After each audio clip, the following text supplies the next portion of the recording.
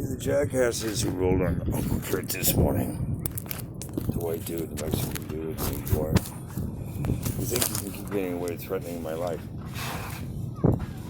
You wonder it was so well that several witnesses testified to LAPD, and I have a meeting with LAPD in about 13 minutes to go and further ID your asses. And I'll tell you what, they know the outcome of this as well as I do if you continue to fuck with a bitch like me. And it's not a threat, it is a promise. I am federally cleared. I am a federal contractor. I have diplomatic status. You fuck with me, you motherfucking assholes, one more time, you'll be in body bags. So stay the fuck away. This is your official last request through any gang, through any federal organization, through anybody who has a fucking IQ above a donut.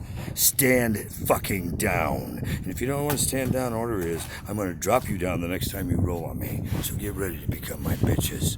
That's not a threat. You're on the highway to hell. You're just accelerating the next time you push my buttons, bitches. Don't fuck with Uncle Kurt.